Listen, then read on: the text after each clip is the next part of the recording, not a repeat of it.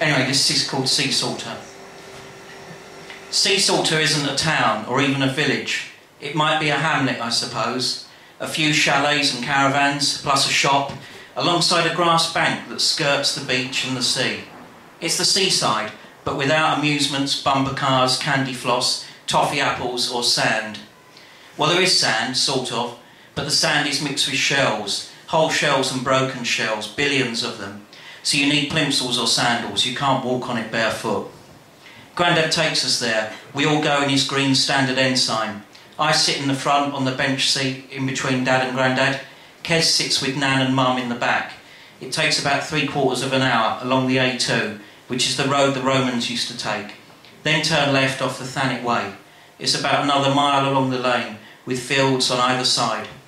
There are a couple of houses, and sometimes we see 2 donkeys. We have to stop whenever we see the donkeys. That's the rule. We say hello to them, and if they come over, Nan has 2 carrots so that Kez and I can feed them. Normally they don't come over, but sometimes they do. Mum says they have fleas, but she doesn't like animals, only guinea pigs and hedgehogs. I later find out that there is no animal more flea-ridden than the hedgehog, but you can't tell her. She likes to feed them. We have one in our garden. We're still on hedgehogs here, not donkeys. We have one in our garden, and she leaves bread and milk out for it. This is handy because hedgehogs cannot go to the corner shop for bread and milk. Dad says they eat slugs too, which sounds ridiculous. I think he's pulling my leg. Actually, there are other animals that Mum likes. She also likes ducks, owls, guinea pigs, dolphins, robins and penguins.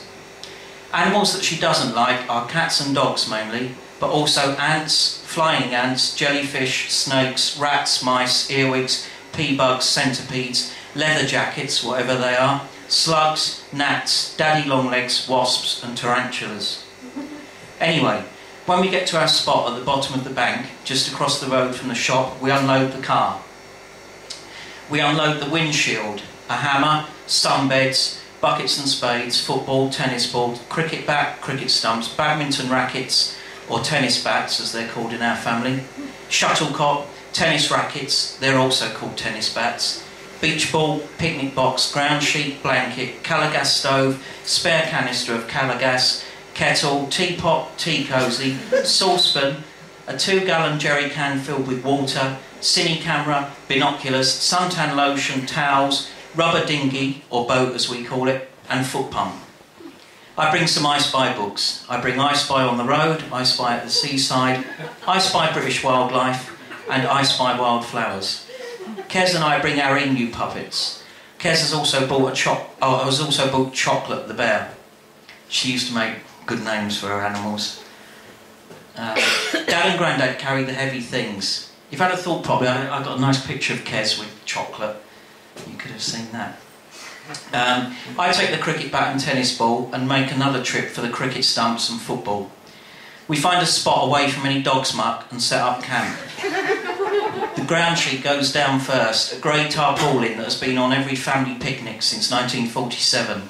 It is patched here and there, but has not missed a day out in 27 years. Then the windshield goes up. This is what the hammer is for. It goes in pretty easily in this soft, gritty shingle, or sand as we call it. That done, Grandad boils a kettle and Nan makes a pot of tea.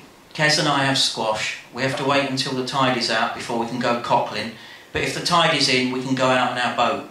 Dad normally blows this up. This is what the foot pump is for. Cell Rig 2 it's called, whatever that means. It's written on the side in black letters. An orange boat with black letters. Kez and I sit in the boat and Grandad holds onto the rope so we don't drift away. At dinner time we have a picnic. This is how it goes. Mum and Nan have it all sorted. We have salad, which is beetroot, cucumber, radish, tomato and spring onions. Mum and Nan slice them all up first thing this morning and put them in their own separate Tupperware pots. With it we have vinegar. The grown-ups all put salt on as well. Dad and Grandad also have pepper. Mum shakes the salt pot 18 times. 18 shakes, I've counted them. Nan puts sugar on her lettuce, not by mistake, like I did on my chips one day, but she likes lettuce with sugar. We have Branston too, but never salad cream, because none of the grown-ups like it. We also have bread, which Nan slices wafer thin. I know I didn't mention a breadboard and knife in our list of equipment, but they're kept in the picnic box. We also have some Donoxa ham, which comes in a large tin and has jelly around its edges. If you think of buy my book, it's not all just an itinerary of food. This is just one little story. This ham also gets cut up at home and put in its own Tupperware pot. To be honest, I don't really like it here, not as much as Littlestone or Hythe. It's the bits of shell and grit I don't like, and the seaweed. I don't like seaweed, no way. And if you'd have told me then that 30 years on I would eat seaweed regularly, I'd have thought you were a lunatic. I do. Imagine eating seaweed. Nuts. Seaweed reminds me too much of the sea devils from Doctor Who. The best bit is the evening when we go along to Herne Bay and play on the machines and get some fish and chips.